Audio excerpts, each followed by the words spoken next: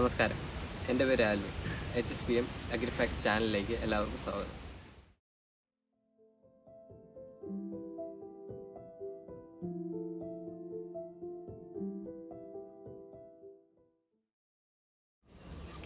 ഇന്ന് സുരേഷ് സാറുമായി മഴക്കാലത്ത് വരുന്ന രോഗങ്ങളെക്കുറിച്ചാണ് ഇന്ന് ഇൻ്റർവ്യൂ ചെയ്യുന്നത്. ഇടുക്കി ജില്ലയിലെ ഒരു പ്രധാനപ്പെട്ട കൃഷിയാണ് ഏലം എന്ന് പറയുന്നത്. ഈ ഏലത്തിൽ നമുക്ക് നല്ല രീതിക്ക് വരുമാനം ഉണ്ടാക്കാനും സാധിക്കുന്നുണ്ട്. പക്ഷേ ഒരു പ്രശ്നം എന്ന് പറഞ്ഞു കഴിഞ്ഞാൽ മഴ സമയത്ത് ഇതിന് ഒരുപാട് രീതിയിലുള്ള രോഗങ്ങൾ വരുന്നുണ്ട്. അഴുകൽ, അതിൽ തന്നെ ഒരുപാട് രോഗങ്ങൾ വരുന്നുണ്ട്. അതിനെക്കുറിച്ചൊക്കെ ഒന്ന് പറയാമോ? പിന്നെ നമ്മുടെ ഏലത്തിനെ സംബന്ധിച്ചോളം നിങ്ങൾ പറഞ്ഞ കാര്യം ശരിയാണ്. എല്ലാവരെയും ഒരു പേടി സ്വപ്നമാണ് ഈ മഴക്കാല രോഗങ്ങൾ, പ്രത്യേകിച്ച് അഴുകൽ, കുത്തഴുകൽ, തട്ടമറിച്ചിൽ എന്ന് പറയുന്നത്. ഈ മഴ വരുമ്പോഴേ ആൾക്കാർക്ക് ആകെ ടെൻഷനാണ് വരുന്നത്. ഇപ്പോഴത്തെ അവസ്ഥയിലെന്ന് വെച്ചാൽ നമ്മുടെ എല്ലാവരും കുറേ മരുന്നുകളെ പുറകെയാണ് ഓടുന്നത്, കൺട്രോൾ ചെയ്യാനായിട്ട്. അതിപ്പോൾ ചിലപ്പോൾ കോപ്പർ അടങ്ങിയ ഫഞ്ചിസൈഡ്സ് ഉപയോഗിക്കുന്നത്, അതിന് ബോഡോമിസ് ഉപയോഗിക്കാറുണ്ട്. പിന്നെ COC ഉണ്ട്, പിന്നെ കോപ്പർ ഹൈഡ്രോക്സൈഡ് ഉണ്ട്. ഇങ്ങനെ പല തരത്തിലുള്ള കോപ്പർ ഫഞ്ചിസൈഡ് ഉപയോഗിച്ച് നമ്മളതിനെ കൺട്രോൾ ചെയ്യുന്നുണ്ട്. പിന്നെ മറ്റുള്ള വേറെ സിസ്റ്റമിക്കായിട്ടുള്ള വേറെ മരുന്നുകൾ ഉപയോഗിക്കാറുണ്ട്. പക്ഷേ രോഗം വരുന്നതിന് മുമ്പ് നമ്മൾ ആദ്യം ചിന്തിക്കുക ഈ രോഗം എങ്ങനെയാണ് ഉണ്ടായതെന്ന്, എങ്ങനെയാണ് രോഗം ഉണ്ടാകുന്നത് അതറിയാൻ നമ്മൾ അസുഖത്തിന് മരുന്ന് കൊണ്ട് തീർക്കാൻ പറ്റും. പക്ഷേ രോഗം എന്തുകൊണ്ടാണ് ഉണ്ടാകുന്നത് നമുക്കറിയാം. നമ്മുടെ ഈ ആധുനിക കൃഷി രീതിയിൽ എന്താണ് നമ്മൾ ചെയ്തിരിക്കുന്നത്? നമ്മുടെ എല്ലാവിധ രാസവളങ്ങൾ ഉപയോഗിക്കുന്നു. പിന്നെ കുമിൾനാശിനി, കീടനാശിനി എല്ലാം നമ്മൾ ഉപയോഗിക്കാറുണ്ട്. ഇപ്പം മണ്ണെന്നറിയാം, നമുക്കറിയാം പറയുന്നില്ല, നമ്മുടെ ദഹന പ്രക്രിയ, നമ്മുടെ മനുഷ്യൻ ഭക്ഷണം കഴിച്ചാൽ ദഹന പ്രക്രിയ നടക്കുന്ന വയറ്റിലാണ്. വയറ്റിൽ നിന്നാണ് പിന്നെയാണ് അയണിക് ഫോംസിൽ നമുക്ക് ആവശ്യമായ ന്യൂട്രിയൻസ് വലിച്ചെടുക്കുന്നത്. അതേപോലെ ചെടിയുടെ വയറെന്ന് പറയുന്ന മണ്ണാണ്. ഈ മണ്ണുണ്ടായത് പാറ പൊടിഞ്ഞാണ് മണ്ണുണ്ടായിരിക്കുന്നത്. അപ്പം അമ്ലഗുണമുള്ള സ്വഭാവമുള്ള പാറ പൊടിഞ്ഞ് കഴിഞ്ഞാൽ അമ്ലഗുണമുള്ള മണ്ണുണ്ടാകും. അപ്പം നമ്മുടെ ഇടുക്കി ജില്ലയിലെ മണ്ണെന്ന് വെച്ചാൽ അമ്ലഗുണമുള്ള മണ്ണാണ്. അമ്ലഗുണമുള്ള മണ്ണിൽ കുറേ കാര്യങ്ങൾ നമ്മൾ അറിയാനുണ്ട്. കാര്യം എന്ന് വെച്ചാൽ അമ്ലഗുണമുള്ള മണ്ണിനകത്ത് അമ്ലഗുണം കൂടുമ്പോൾ എന്ത് വരും? മണ്ണിൽ അലൂമിനിയം ഇതിൽ നിന്ന് അലിഞ്ഞ് പുറത്തേക്ക് വരും. അലൂമിനിയം വരുമ്പോൾ എന്ത് പറ്റും? അലൂമിനിയം വരുമ്പോഴത്തേന് അത് പല നമ്മുടെ ഫോസ്ഫറസ് വളങ്ങളെയൊക്കെ അതിനെ ഫിക്സായി കളയും. അപ്പോഴത്തേന് ഏറ്റവും കൂടുതൽ അവിടെ കുറവ് കാണിക്കുന്ന കാൽസ്യത്തിൻ്റെ കുറവ് വരുന്നുണ്ട്. ചില മൈക്രോ ന്യൂട്രിയൻസ് കുറഞ്ഞു പോകാറുണ്ട്. അപ്പം ഈ കുറവിനെ നമ്മൾ അറിയുന്നില്ല. അപ്പോൾ ഈ രോഗമെന്ന് പറയുന്നത് എപ്പോഴാണ് ഉണ്ടാകുന്നത്? നമ്മൾ കഴിക്കുന്ന ഭക്ഷണം അല്ലെങ്കിൽ ചെടികൾക്ക് കൊടുക്കുന്ന ന്യൂട്രിയൻസ് ഒരു ബാലൻസ് ഇല്ലാതെ അതിലൊരു ഇംബാലൻസ് ഉണ്ടാകുമ്പോൾ പല മൂലങ്ങൾ കിട്ടാതെയും ചിലത് എക്സസൈറ്റ് കിട്ടുകയും ചെയ്യുമ്പോൾ ഉണ്ടാകുന്ന ഒരു കണ്ടീഷനാണ് നമ്മൾ രോഗമെന്ന് പറയുന്നത്. അപ്പോൾ ആ അവസ്ഥയിൽ പൊതുവേ പറയുമ്പോൾ രോഗങ്ങളുണ്ടാക്കുന്ന സൂക്ഷ്മജീവികൾ നമ്മൾ പെത്തോജൻസ് എന്ന് പറയും. രോഗം പരത്തുന്നതിന് പെത്തോജൻസ് എന്ന് പറയും. അത് ബാക്ടീരിയ, ഫംഗസ് ആകാം, ഏത് സൂക്ഷ്മജീവികൾ ഏതുമാകാം. അപ്പോൾ ഇത് എപ്പോഴാണ് ഈ രോഗം പരത്തുന്നത്, വളരുന്നത്? മണ്ണിൽ ഓക്സിജൻ്റെ ലെവൽ കുറയുമ്പോൾ. നമുക്കറിയാമല്ലോ, നമ്മൾ ശ്വസിക്കുന്നത് അന്തരീക്ഷത്തിൽ നിന്ന് വായു എടുത്ത് ശ്വസിക്കുന്നു. അപ്പം അത് നമുക്ക് ശ്വാസകോശത്തിൽ ചെന്നിട്ട് അബ്സോർവ് ചെയ്തിട്ടാണ് നമ്മുടെ ശരീരത്തിലേക്ക് പോകുന്നത്.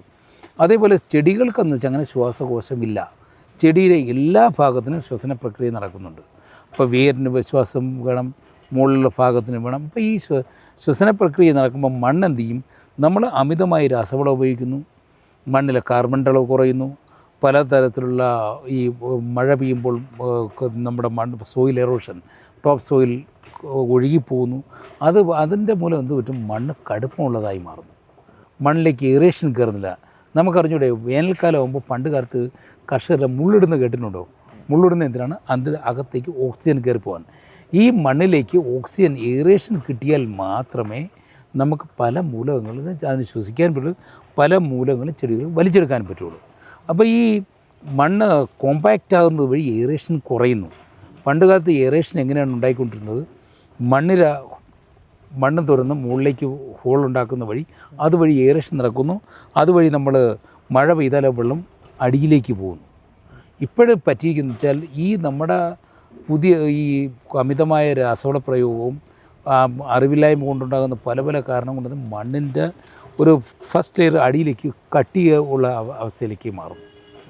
എന്നുവെച്ചാൽ അപ്പോൾ ഈ ഒരു വെള്ളം വീണാലും അടിയിലേക്ക് പോകത്തില്ല.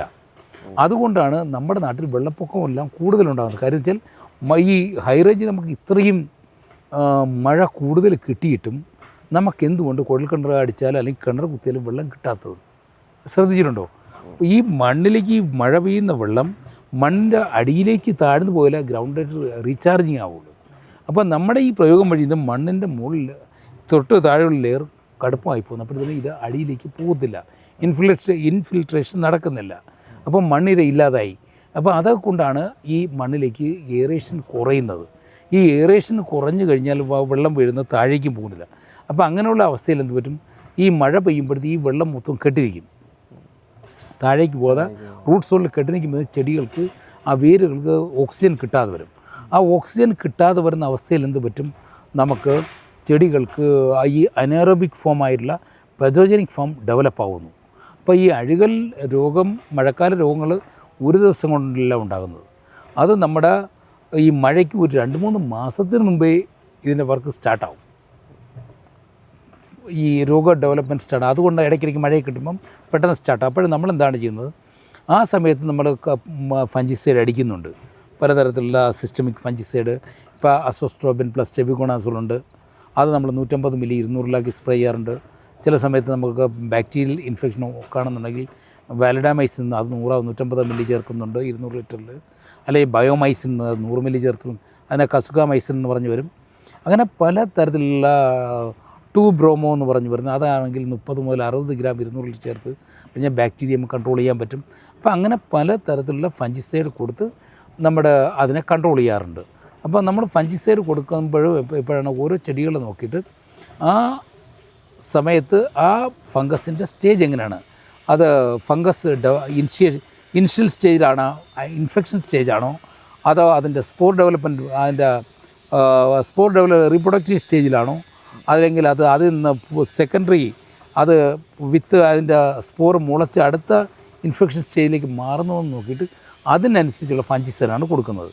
അത് ചിലപ്പോൾ അതിൻ്റെ റെസ്പിറേഷൻ സ്റ്റോപ്പ് ചെയ്യുന്ന ഫഞ്ചിസൈഡ് കൊടുക്കണം, ചില സമയത്ത് സെൽ ഡിവിഷൻ സ്റ്റോപ്പ് ചെയ്യുന്ന കൊടുക്കണം, അല്ലെങ്കിൽ cell wall synthesis, ergosterol synthesis stop ചെയ്യുന്ന കൊടുക്കണം. അങ്ങനെ അതിൻ്റെ സ്റ്റേജ് നോക്കിയിട്ട് ആണ് നമ്മൾ ചെയ്യേണ്ടത്. ചില ഫഞ്ചിസൈഡ് കൊടുക്കുമ്പോഴത്തേന് അത് ഫംഗസ് വരുന്നത് അതിൻ്റെ ടോക്സിൻ ഉണ്ടാക്കുന്ന സമയത്ത്, അപ്പോൾ ടോക്സിൻ പ്രൊഡക്ഷനെ സ്റ്റോപ്പ് ചെയ്യണം. അപ്പോൾ അത് മനസ്സിലാക്കാതെ നമ്മൾ എന്തെങ്കിലും കൊടുത്തിട്ട് കാര്യമില്ല. അപ്പോൾ അത് മനസ്സിലാക്കി വേണം നമ്മൾ ചെയ്യേണ്ടത്.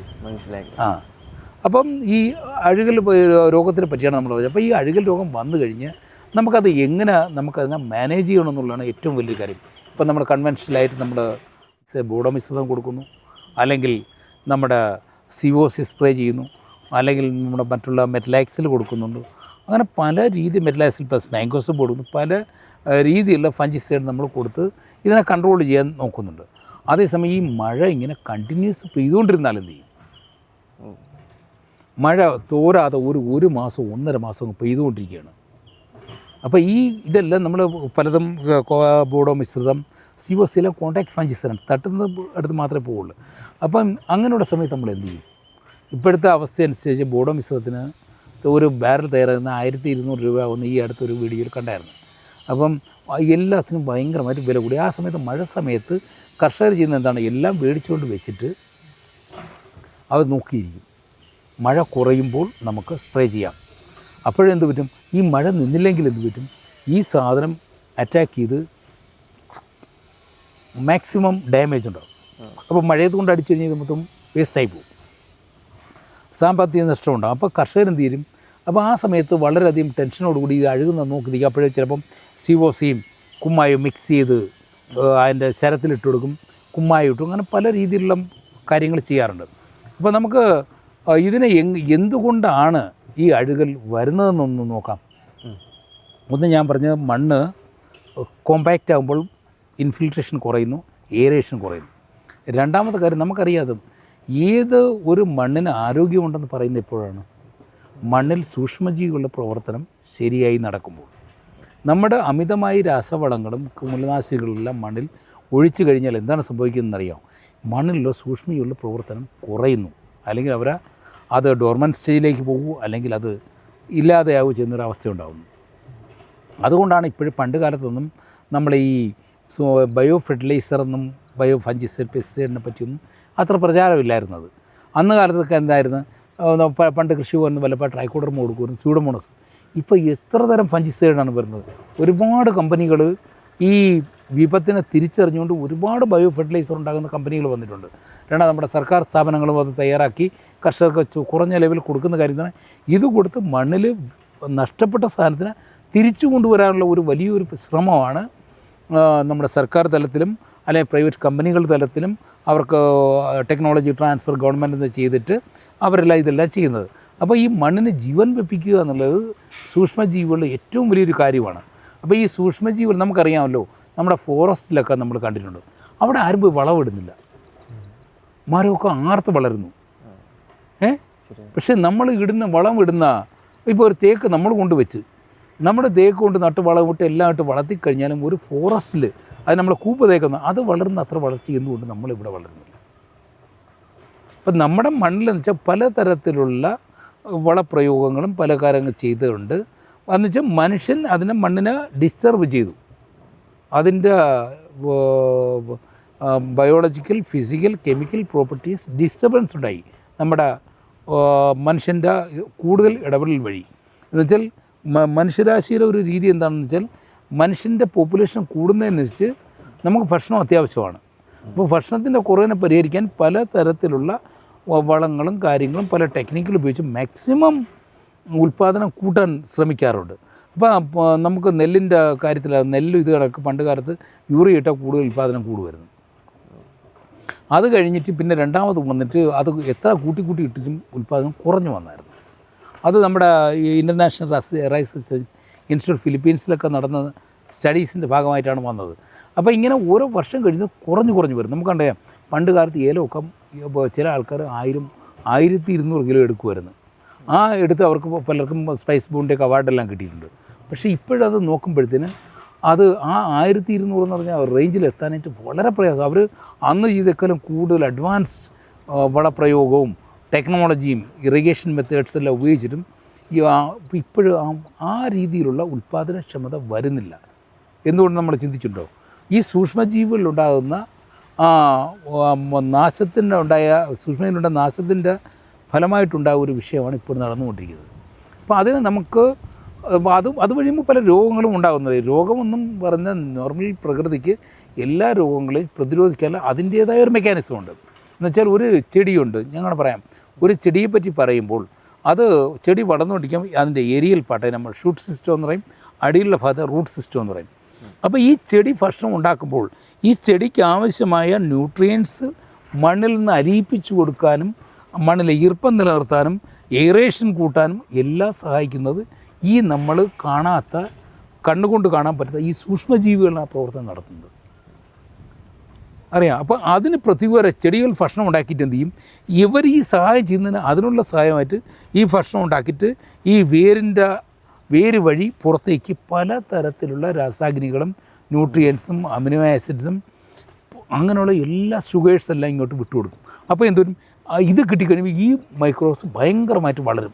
അപ്പോൾ ഇവർ തമ്മിലൊരു സിംബയോട്ടിക് റിലേഷൻഷിപ്പാണുള്ളത്. പരസ്പരം അങ്ങോട്ടും ഇങ്ങോട്ടും സഹായിക്കുന്നു. അതിൽ നിന്നാണ് മനസ്സിലാകുന്നത് ഒരു ചെടിയെന്ന് പറയുന്നത് അങ്ങോട്ടും ഇങ്ങോട്ടും സഹായിച്ചുള്ള ഒരു രീതിയിലാണത് അതിൻ്റെ വളർച്ച നടക്കുന്നത്. അപ്പോൾ നമ്മളിപ്പം ഒരു കാര്യം ചെയ്തു, നമ്മളിപ്പോഴും ഒരു സിസ്റ്റമിക് ഫംഗിസൈഡ് അടിച്ചെന്ന് വെച്ചു.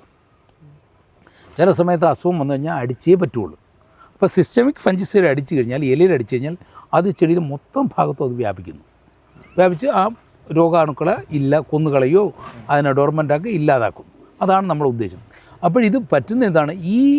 നമ്മൾ ഈ സിസ്റ്റമിക് ഫംഗിസൈഡ് അടിച്ച് ഈ ചെടി ഭക്ഷണം ഉണ്ടാക്കിയിട്ട് ആ സെക്കൻഡറി മെറ്റീരിയലിൻ്റെ കൂടെ നേരെ വേര് വഴി ഇത് പുറത്തേക്ക് ചെല്ലും.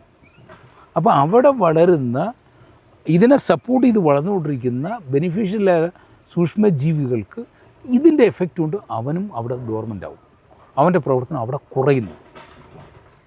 അപ്പോൾ ആ കുറയുമ്പോൾ നമ്മളറിയുന്നില്ല, നമ്മൾ കൊടുത്തു, അപ്പം ഉൽപ്പാദനം കുറയുന്നു, വളം വലിച്ചെടുക്കുന്നില്ല, മണ്ണിന്ന് വലിക്കുന്നില്ല എന്നൊക്കെ ആൾക്കാർ പറയും. നമ്മൾ എത്ര വളം കൊടുത്ത് ചെടിയിൽ അതിനനുസരിച്ച് കായ ചെറുതായി പോകുന്നു, പൂക്കൾ കുറയുന്നു എന്ന് പറയുന്ന ഈ വലിച്ചെടുക്കാൻ സഹായിക്കുന്ന സൂക്ഷ്മജീവികൾ ഡിസ്റ്റർബൻസ് ആയതുകൊണ്ടാണ് അങ്ങനെ സംഭവിക്കുന്നത്. അപ്പോൾ അത് നമ്മുടെ ഈ കാർഷിക മേഖല ഇവിടെയല്ല, ഈ ലോകത്തിൻ്റെ പല രാജ്യങ്ങളിലും അനുഭവിക്കുന്ന ഒരു വിഷയമാണ്. അപ്പോൾ ഞാനിത് പറയാൻ കാരണം, ഇത് എൻ്റെ മോൻ വിദേശത്ത് അവൻ റിസർച്ച് എടുക്കുക. അപ്പോൾ ഞാൻ ഇവൻ്റെ ഇങ്ങനെ ഈ കാര്യത്തെപ്പറ്റി സംസാരിച്ചിരുന്നു. അവനെ എന്തുകൊണ്ടാണ് നമ്മളൊരു സിസ്റ്റമിക് ഫഞ്ചിസൈഡ് നമ്മൾ അടിച്ചു കഴിഞ്ഞാൽ അതിൻ്റെ സെക്കൻഡറി മെറ്റബോളൈറ്റ്സ് എന്താണ്, അതിൻ്റെ ടോക്സിക്കോളജിക്കൽ എഫക്റ്റ് എന്താണെന്ന് നീ ഒന്ന് അനലൈസ് ചെയ്യാൻ പറഞ്ഞു. അപ്പോൾ അവൻ്റെ ബയോകെമിക്കൽ അനാലിസിസ് അവൻ നോക്കി കഴിഞ്ഞപ്പോൾ പറഞ്ഞു അച്ഛൻ ഇങ്ങനെ ഇത് വന്ന് ഇതിൻ്റെ സെക്കൻഡറി മെറ്റബോളൈറ്റ്സ് വരുമ്പോൾ ഈ കെമിക്കലോട് അതിനോട്ട് വന്നിട്ട് അതിൻ്റെ അറസ്റ്റ് ചെയ്യിക്കുന്നു. അതുകൊണ്ടാണ് നമുക്ക് എത്ര വളം കൊടുത്താലും നമ്മുടെ പല ചെടികളും റെസ്പോൺസ് ചെറുതായി കാണിക്കുന്നത്. അപ്പോൾ അപ്പം നമുക്കത് ഒരു വിഷയമാണത്. അപ്പോൾ അത് നമുക്ക് ഇപ്പം മരുന്നില്ലാമ്പോൾ ജീവിക്കാൻ പറ്റത്തില്ല, ചെടികൾക്ക് സംരക്ഷിക്കാം. അപ്പോൾ അത് നമുക്ക് എങ്ങനെ പരിഹരിക്കാം? എല്ലാത്തിനും പരിഹാരമാർഗ്ഗമാണല്ലോ. അപ്പോൾ അതിനാണ് നമ്മൾ മുമ്പ് 2-3 വർഷങ്ങൾ ഞാൻ പല സെമിനാറുകളിലൊക്കെ ഞാൻ പറഞ്ഞിട്ടുണ്ടായിരുന്നു. നമ്മുടെ ഉലുവ, മുതിര, കടുക്, എള്ള്, മെയ്സ്, ഇതെന്ന് വെച്ചാൽ ഉലുവ, മുതിര, കടുക്, എള്ളെന്ന് പറയുമ്പോൾ ആയുർവേദത്തിലെ സിദ്ധൌഷധങ്ങളാണ്. അപ്പോൾ അത് നമ്മൾ ഫെർമെൻറ്റ് ചെയ്യുന്നു. അപ്പോൾ അതിനകത്ത് എന്താണ്, അതിൻ്റെ ഓയിൽ കണ്ടൻറ്റ്, ഫാറ്റുണ്ട്, ഒരുപാട് നമ്മുടെ സീക്രട്ട് ഫാക്ട്സ് ഉണ്ട്. ഫാറ്റ്സ് ആൻഡ് നമ്മുടെ പ്രോട്ടീൻസ് എല്ലാം റിച്ച് ആയതാണ്. നമ്മൾ വേപ്പും പിണ്ണാക്കിടുമ്പോൾ അല്ലെങ്കിൽ ആവണക്കും പിണ്ണാക്കിടുമ്പോൾ അതിൻ്റെ പിണ്ണാക്ക് മാത്രം കിട്ടും, അതിൻ്റെ ഓയിൽ കിട്ടുന്നില്ല, ഫാറ്റ് കിട്ടുന്നില്ല. അപ്പോൾ ഫാറ്റിനാണ് എനർജി കൂടുതലുള്ളത്. അപ്പം അങ്ങനെയുള്ള ഈ ഉലുവ, മുതിര, കടുക്, അപ്പോൾ 200 ലിറ്ററിനകത്ത് ഒരു 5 കിലോ ഉലുവ, 5 കിലോ കടുക്, 5 കിലോ എള്ള്, 5 കിലോ മുതിര, 5 കിലോ മെയ്സ് ഇതെല്ലാം കൂടെ പൊടിച്ചിട്ട് ഒരു 25 ലിറ്ററിൻ്റെ ഡ്രമ്മിലിട്ടിട്ട് അതിനകത്ത് നമുക്ക് കുറച്ച് ഒരു 10-50 കിലോ പച്ചച്ചാണകം ഇട്ട് നമുക്ക് നമ്മുടെ സൂക്ഷ്മജീവികൾ, എന്തെല്ലാം സൂക്ഷ്മജീവികൾ കിട്ടും, സ്യൂഡോമോണസ് ഇടുകയാണെങ്കിൽ മറ്റുള്ളത് ഇടരുത്. അപ്പോൾ ബാക്കിയുള്ള നമ്മുടെ ബവേറിയ, വെർട്ടിസിലിയം, പാസിലോമൈസിസ്, NPK കൾച്ചർ, പിന്നെ ഇതെല്ലാം കൂടെ ചേർത്തിട്ട് നമ്മുടെ ഇല്ലീര ചുവട്ടിലുള്ള കുറച്ച് മണക്കാർ, ഇല്ലീര ചുവട്ടിലാണ് ഏറ്റവും കൂടുതൽ മൈക്രോബ്സ് ഉള്ളത്. എന്നിട്ട് നിങ്ങളുടെ നാട്ടിൽ വളർന്ന ഈ ഗ്രാസ് ഫാമിലി എന്ന് വെച്ചാൽ ഈ ഇല വീതി കുറഞ്ഞ കളകൾ കുറേ മണ്ണ് ചുവടുന്ന് പറിച്ചെടുക്കണം വേരോടുകൂടി, അതിനകത്തിടുക. പിന്നെ ഈ വീതിയുള്ള ഇലയുള്ള അതിൻ്റെ കുറേ കളകൾ പറിച്ചിട്ട് ഇതിനെല്ലാം കൂടെ വെച്ചതിന് ശേഷം 5 കിലോ ശർക്കര, 5 കിലോ പഞ്ചസാര ഇട്ടിന് പുളിപ്പിക്കാൻ വയ്ക്കുക. ഒരു പകുതി വെള്ളം ഒഴിച്ച്, കുറച്ചേ വെള്ളം ഒഴിക്കുക, അല്ലെങ്കിൽ പൊങ്ങിപ്പോവും. അപ്പോൾ ഇത് അങ്ങനെ ഫെർമെൻറ്റ് ചെയ്ത് എടുത്തതിന് ശേഷം അത് ഒരു 8-10 ദിവസം കഴിയുമ്പോൾ ഫെർമെൻറ്റേഷൻ കംപ്ലീറ്റ് ആവും. എന്നിട്ട് അതിനെ 200 ലിറ്റർ ആക്കിയിട്ട് നമുക്കറിയാം എന്താ പുളിപ്പിച്ചാലും അമ്ല ഗുണം കാണും. ആ സമയത്ത് എന്ത് ചെയ്യണം, ഇതിനെ പുളിപ്പിച്ചതിൻ്റെ ഒരു 5 ലിറ്റർ 200 ലിറ്റർ വെള്ളത്തിൽ ഒഴിച്ചിട്ട് നമ്മുടെ ഈ വീട്ടിലൊക്കെ കത്തിക്കുന്ന ചാരം അറിഞ്ഞൂടെ, അടുപ്പിലെ ചാരം, ഒരു 2-3 കിലോ കൂടെ ഇട്ട് കലക്കിയിട്ട് ഇത് ചെടികൾക്കെല്ലാം ചുവടിലെല്ലാം ഒഴിച്ചു കൊടുത്തു കഴിഞ്ഞാൽ ഈ നമ്മൾ ഫഞ്ചിസൈഡിൻ്റെ എഫക്റ്റ് കൊണ്ട് നഷ്ടപ്പെട്ട സൂക്ഷ്മജീവികൾ തിരിച്ചു അതിൻ്റെ ഒരു 100-10,000 ഇരട്ടിയായിട്ട് തിരിച്ചു കൊണ്ടുവരാൻ സഹായിക്കും. അപ്പം മണ്ണിന് ജീവൻ കൊടുക്കുന്ന ഒരു രീതിയാണ് ഈ ഉലുവ, മുതിര വെച്ച് ചെയ്യുന്നത്. അപ്പം നമുക്കൊരു വിഷയം ഉണ്ടായാൽ അതിൻ്റെ പരിഹാരമാർഗ്ഗം ഇല്ല എങ്കിൽ അതിനെ കൊണ്ട് യാതൊരു മീനിങ്ങും ഇല്ല. ഇപ്പോൾ നമ്മൾ പലരും ഫഞ്ചിസൈഡ് അഴുകലിന് വേണ്ടി ഡ്രൻ ചെയ്യുന്നു, കുഴപ്പമില്ല, ഡ്രൻ ചെയ്തു. പക്ഷേ അത് ആ സീസൺ കഴിഞ്ഞ് വരുമ്പോൾ, ഉണക്കായി വരുമ്പോൾ ഇതേ കണക്ക് ഒരു വർഷത്തിൽ 2-3 പ്രാവശ്യം നമ്മൾ കർഷകർ ചെയ്യുകയാണെങ്കിൽ ഈ മണ്ണിലുള്ള സൂക്ഷ്മജീവികളെ 10 മടങ്ങ് നമുക്ക് വർദ്ധിപ്പിക്കാൻ വളരെ സിമ്പിളായിട്ട് ചെയ്യാൻ പറ്റും. അപ്പോൾ ഇങ്ങനെ ഞാൻ പറഞ്ഞപ്പോൾ അഴുകലിന്, അപ്പോൾ ഇങ്ങനെ ഒരു കാര്യം. പിന്നെ മഴ പെയ്തുകൊണ്ടിരിക്കുന്ന സമയത്താണെങ്കിൽ നമുക്കറിയാമല്ലോ ഈ അമ്ലഗുണത്തിന്, ഇപ്പോൾ നമ്മളൊരു നാരങ്ങ പിഴിഞ്ഞു, ഒരു ഗ്ലാസ് നാരങ്ങ പിഴിഞ്ഞ് വെച്ച് കഴിഞ്ഞിട്ട് അത് കുടിക്കാൻ പറ്റുന്ന നല്ല പുളിയായിരിക്കും. അപ്പോൾ പുളി കുറയ്ക്കണമെങ്കിൽ നമ്മൾ എന്ത് ചെയ്യും, ഉപ്പിട്ട് കൊടുക്കും. ഉപ്പിടാൻ പുളി, അപ്പോൾ പുളിയെ കൺട്രോൾ ചെയ്യാൻ ഉപ്പിന് പറ്റും. അപ്പോൾ ഉപ്പിനെ നിയന്ത്രിക്കാൻ പുളിക്കും പറ്റും. ഒരു ഗ്ലാസ്സിൽ വെള്ളത്തിൽ ഉപ്പ് കലക്കി വെച്ചിരിക്കുന്നത്, അതിനകത്ത് 3-4 നാരങ്ങ പിഴിഞ്ഞ് ഒഴിച്ച് കഴിഞ്ഞാൽ ഉപ്പ് മാറൂലേ, പുളി മാറൂലേ. അപ്പോൾ രണ്ടും ബാലൻസ് ആകും, ഉപ്പും ബാലൻസ് ആകും. അതേപോലെ നമുക്ക് പ്രകൃതിയുടെ നിയമം ഇതാണ്, പുളിയെ നിയന്ത്രിക്കാൻ ഉപ്പിന് പറ്റും. പക്ഷേ അത് ചെയ്യുമ്പോൾ അപ്പോൾ നമ്മുടെ കല്ലുപ്പ്, മഴയ്ക്ക് മുമ്പ് നമ്മൾ ചെടിയിൽ നമ്മൾ പറയേണ്ട ഒരു 100 ഗ്രാം കല്ലുപ്പ് ഒരു ചെടിക്കകത്ത് ചുറ്റുഭാഗത്തും എല്ലാം കൂടെ വിതറിയിടുക. അത് ഇട്ട് കഴിയുമ്പോൾ എന്ത് പറ്റും, മണ്ണിൽ സോഡിയത്തിൻ്റെ ലെവൽ കൂടും. മണ്ണിൽ സോഡിയത്തിൻ്റെ ലെവൽ കൂടിക്കഴിഞ്ഞാൽ പലപ്പോഴും പല ഈ രോഗം ബാധിപ്പിക്കുന്ന സൂക്ഷ്മജീവികൾ എന്ന് വെച്ചാൽ അവരെ ഏറ്റവും വലിയ ശത്രുവാണ് സോഡിയം. സോഡിയത്തിൻ്റെ ലെവൽ വെള്ളത്തിൽ കൂടിക്കഴിഞ്ഞ് ഈ സൂക്ഷ്മജീവികൾ പ്ലാസ്മ അവരെ അകത്തുള്ള വെള്ളം പുറത്തേക്ക് വരും. അവന് ടോക്സിക്കാരന് വളരാൻ, മൾട്ടിപ്ലിക്കേഷൻ നടത്താൻ പറ്റത്തില്ല. അതിനുവേണ്ടി നമ്മൾ ചെയ്യാറുണ്ട്. അതുതന്നെ നമ്മുടെ ചാരമില്ലേ, ചാരം നമ്മുടെ കലയ്ക്ക് ഒരു 200 ലിറ്ററിനകത്ത് ഒരു 2 കിലോ കുമ്മായം എടുത്ത് നമ്മുടെ ചാരമില്ലേ, ചാരം 2-3 കിലോ ഇതിനെ കലക്കിയിട്ട് ഒരു കുറച്ച് 10-15 ലിറ്റർ വെച്ച് ഒഴിച്ചു കൊടുത്തു കഴിഞ്ഞാൽ ആ അമ്ലഗുണത്തെ നിയന്ത്രിക്കാൻ പറ്റും. നമ്മുടെ കുമ്മായം ഇടുന്നുണ്ട്, കുമ്മായം ഇട്ട് കഴിഞ്ഞാൽ അമ്ലഗുണം മാറുമെന്നുള്ളതിന് ഒരു സംശയമില്ല, കാൽസ്യത്തിന് കിട്ടും. പക്ഷേ അതിൻ്റെ ആക്ഷൻ പെട്ടെന്ന് pH മാറുന്ന വഴി പല ന്യൂട്രിയൻസിനെ ഫിക്സ് ആക്കി കളയും. അപ്പോൾ അതിനുവേണ്ടി നമ്മൾ ചെയ്ത നമ്മുടെ പല പരീക്ഷണങ്ങളും നമ്മൾ, അപ്പോൾ അതിൽ നിന്ന് നമുക്കൊരു കാര്യം മനസ്സിലാക്കി, ഒരു പോർഷൻ ഇപ്പോൾ 50 കിലോ കുമ്മായമാണെങ്കിൽ 100 kilo dolomite, 100 kilo rock phosphate, ഇത് 3 കൂടെ മിക്സ് ചെയ്യണം. ഇത് മിക്സ് ചെയ്തിട്ട് നമ്മൾ ഒരു 1/2 കിലോ വെച്ച് അങ്ങ് ഇട്ട് കൊടുത്തു കഴിഞ്ഞാൽ പെട്ടെന്ന് കാൽസ്യം നമ്മുടെ pH കൺട്രോൾ ചെയ്യും, ഡോളമൈറ്റ് സ്ലോ ആയിട്ട് കൺട്രോൾ ചെയ്യാൻ തുടങ്ങും, റോക്ക് ഫോസ് ഇതെല്ലാം കണ്ടിന്യൂസ് കാൽസ്യം സപ്ലൈ ചെയ്ത്. അപ്പോൾ അങ്ങനെ മണ്ണിന് ആരോഗ്യം കൂട്ടാനുള്ള ഈ അമ്ലഗുണത്തെ പ്രതിരോധിക്കാനുള്ള ഒരു കഴിവുണ്ട്. അത് ചെടിക്ക് അകത്തും പുറത്ത് വരെ പലരും പല രീതിയിലുള്ള രീതികളാണ് കരിക്കുന്നത്. കാര്യം ഇത് ഞങ്ങളുടെ അനുഭവം കൊണ്ട് പറയുന്നത്. ഇപ്പോൾ കൃഷിക്കാർക്ക് വേണമെങ്കിൽ അവരെ കുറച്ച് ചെടിക്ക് ഇത് ചെയ്ത് നോക്കുക. നമ്മുടെ അത് പ്രൂവ് ചെയ്ത കാര്യങ്ങളാണ്. അവർ ചെയ്ത് നോക്കുക, അവർ അതിനനുസരിച്ച് കാര്യങ്ങൾ ചെയ്യുക. അപ്പോൾ അതിനെപ്പറ്റി വല്ല സംശയങ്ങളുണ്ടെങ്കിൽ എന്നെ വിളിച്ചാലും മതി, നമുക്ക് അതിനുള്ള കാര്യങ്ങൾ പറഞ്ഞു കൊടുക്കാൻ പറ്റും. ഏതാണെന്ന് നമുക്ക് പറഞ്ഞു കൊടുക്കാനും പറ്റും. അതൊരു വിഷയമില്ല. ആർക്ക് സംശയം ഉണ്ടെങ്കിൽ വിളിച്ചാൽ മതി. നമ്മുടെ നമ്പർ നമ്മുടെ ഇതിൽ വീഡിയോയിൽ കൊടുത്തേക്കും. അപ്പം അഴുകലുമായിട്ട് ബന്ധപ്പെട്ട് ഇത് ഇത്രയാണ് നമുക്ക് കൂടുതൽ കാര്യങ്ങളായിട്ട് പറയാനുള്ളത്. പിന്നെ നമ്മുടെ കൊടുക്കുന്ന വളപ്രയോഗം, ആ രീതി, ഇതെല്ലാം അഴുകലും ഇതുമായിട്ട് ഒരുപാട് ബന്ധമുണ്ട്. ഇപ്പോൾ നൈട്രജൻ വളം എക്സസൈറ്റ് കൊടുത്തു കഴിഞ്ഞാൽ അഴുകലുണ്ടാകും. അപ്പോൾ അതൊക്കെ വളം കൊടുക്കുമ്പോൾ പൊട്ടാഷ്യം ലെവൽ കൂട്ടി നമ്മൾ ചെടികൾക്ക് കൊടുത്തു കഴിഞ്ഞാൽ ആ വിഷയമുണ്ടാകും. മണ്ണിൽ പ്രത്യേകിച്ചും കാൽസ്യത്തിൻ്റെ ലെവൽ ഹൈ ആക്കി വെച്ച് കഴിഞ്ഞാൽ പലപ്പോഴും നമുക്ക് അഴുകലിനെ നമുക്ക് നിയന്ത്രിക്കാൻ പറ്റും. ചെടിക്കകത്തും ഹൈ ആക്കി നിർത്തണം. അപ്പോൾ അഴുകലിനെ പറ്റിയുള്ള ഈ കാര്യങ്ങൾ ഇത്രയും പറയുന്നുണ്ട്. സംശയമുള്ളവരാർക്കെങ്കിലും എന്നെ വിളിക്കാം. എൻ്റെ കാര്യങ്ങളെല്ലാം കൃത്യമായിട്ട് അവർക്ക് പറഞ്ഞു കൊടുക്കാൻ പറ്റും. ശരി, നന്ദി, നമസ്കാരം.